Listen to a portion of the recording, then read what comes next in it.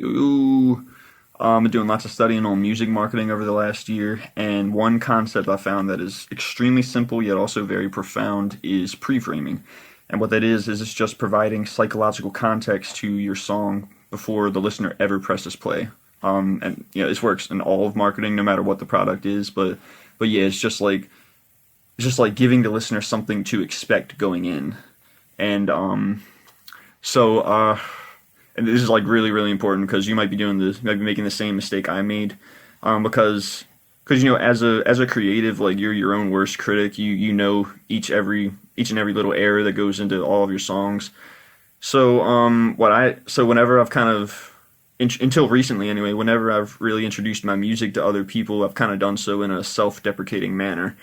And that's actually, you think you're being honest with your listener, but really you're hurting yourself because when you're focusing on the negatives, that's what the listener is gonna latch onto going in. So if I have a new mix and I'm introducing it to a new listener, and I'm like, hey, check out my new track. But then all I do is kind of bombard them with the negatives, like there's production errors, maybe there's some sibilance left in the vocal, maybe the writing isn't all that impressive.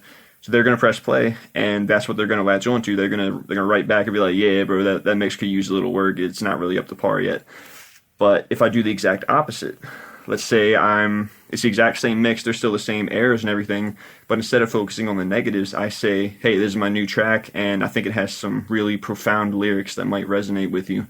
Then that exact same listener, hearing the exact same music, might write back and say, "Yeah, bro, that shit's deep, and really, yeah, that hits. It feels different." And so yeah, it's it's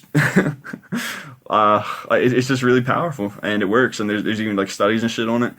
And one example I can use from my own music is my latest release, Portal.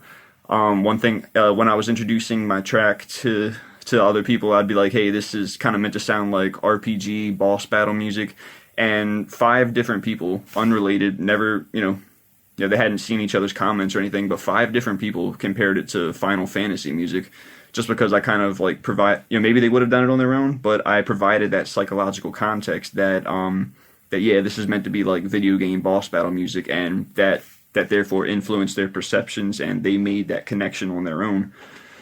And also one other thing I did is I shared some positive comments I got for Portal from my SoundCloud page, and I put it on my Instagram and all my other socials, like Portal's such a cool song, or cool groove, all that stuff.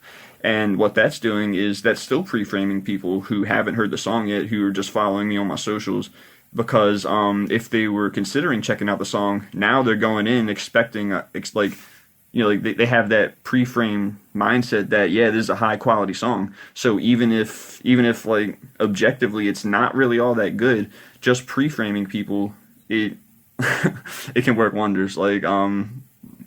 Yeah, I really suggest trying that. Whenever you're introducing your new music or whatever, never do so in a, don't lie to your consumers, your listeners, your followers, but don't, focus on the positives. Don't be so self-deprecating, because you'll just shoot yourself in the foot.